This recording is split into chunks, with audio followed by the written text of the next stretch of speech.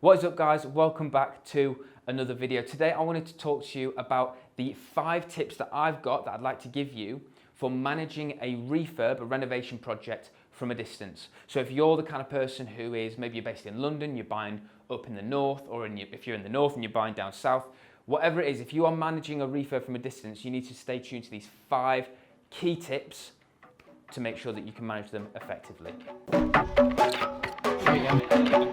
I'm really tough.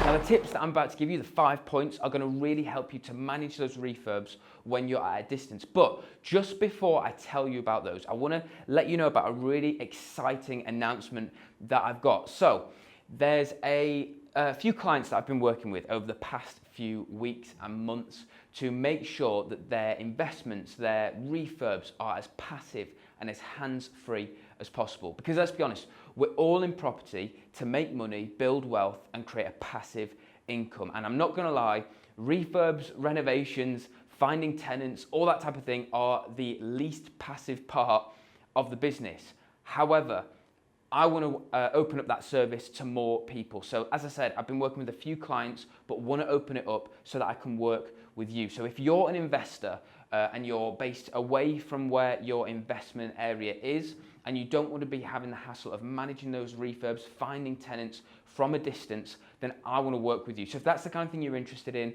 click the link in the description, because I want to tell you all about it over on my website. So if that's you, click the link in the description and on to the 5 points.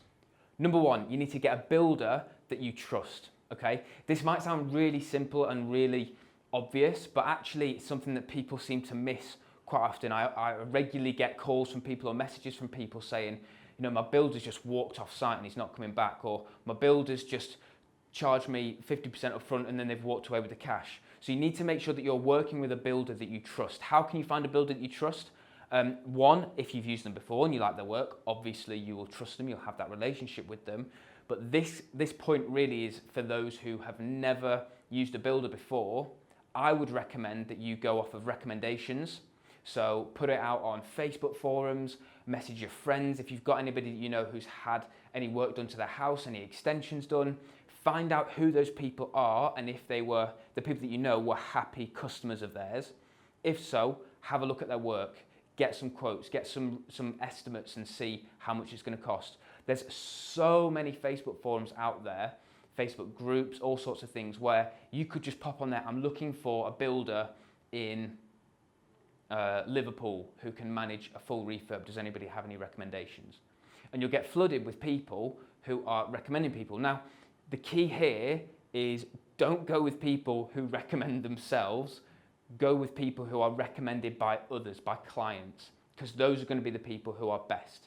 So go with them, check their work, make sure they're okay, make sure that everything is all good before you get started with them, because you want to make sure that you trust the builder. Number 2, I've mentioned this in a previous video, but do not manage your own tradesmen. If my job is to flip houses as quickly as possible, that's my business model, okay? By me managing individual trades, it will just slow me down. If I can get one high quality builder that's going to project manage the whole thing and they manage the individual trades, I might pay more money to get that service, but it frees my time to go and find the next project. You've got to just constantly be thinking in business, is the time that I'm going to spend on this and the headache that I'm going to get worth it compared to the amount of money that I could make? So if you're going to be spending 3 months, 4 months on a renovation, in those 3 or 4 months, could you be making an extra £2,000 or £3,000? Because if you can, it's worth just getting a builder in and getting one person to manage the whole thing rather than you managing individual trades. Number 3, this is actually quite important and people seem to brush over this, but it's know your numbers anyway. So just because you're getting a builder in to give you a quote on the whole thing, you need to know in really what it's going to cost to refurb that house anyway, so that you know if a builder's trying to screw you over or not. Because if they're telling you, okay, it's going to cost you £25,000 to refurb a house, you can then ask them, okay, give me a breakdown of that. And if they've put a kitchen at £5,000, you know, well, it should only be costing £3,500 or £3,000. So you need to be able to identify how much different things cost so that you don't get screwed over by builders. So yes, get people in, get builders in, get a good quality team in, but know your numbers anyway so that you can make sure that the figures are all accurate and you are not spending more than you have to on the renovation.